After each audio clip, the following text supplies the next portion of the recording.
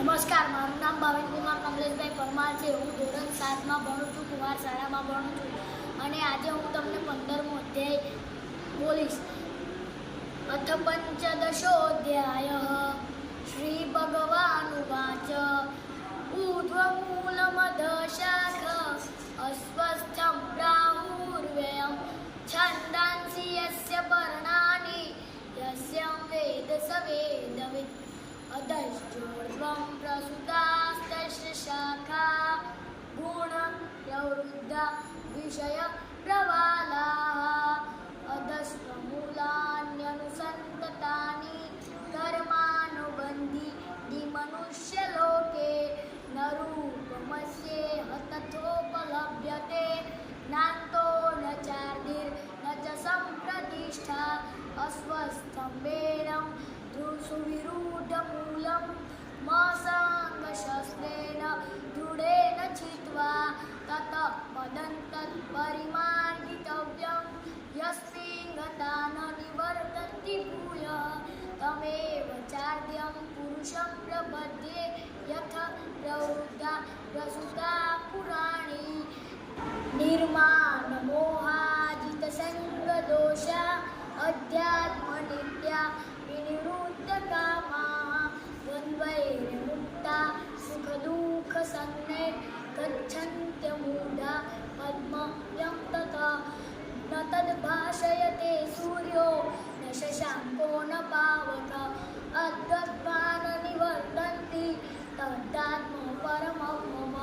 ममैवांशो जीवलोके जीवभूतः सनातनः मनश्षष्ठानीन्द्रियाणि प्रकृतिस्थानि कर्षति शरीरं यदवाप्नोति यज्जामुद्रामतीश्वर गृहीत्वैतानि संयाति वायुर्गन्धं निवासया श्रोत्रं चक्षुस्पर्शनं च रसनं ज्ञानमेव च अधिष्ठाय मनश्चाय विषयानुपसेवते उद्ग्रामन्त्रं स्थितं वापि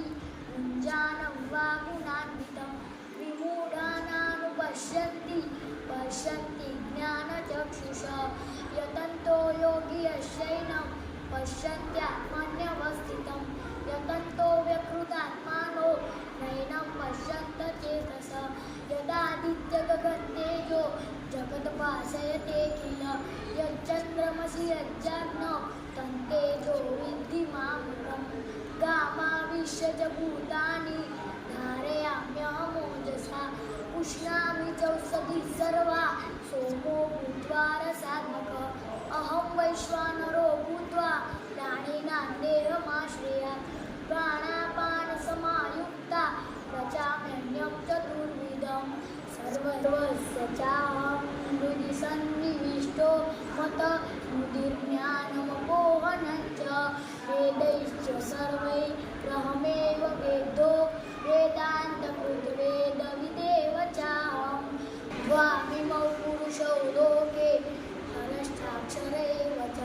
सरस्सर्वाणि भूतानि कूटस्थोऽक्षर उच्यते उत्तमं पुरुषोत्पन्नं परमात्मेत्युदाहृत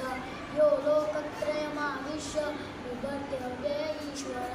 यस्माक्षरमतीतोऽहं शरदा अपि चोत्तमम् अतोऽस्मि लोके वेदे च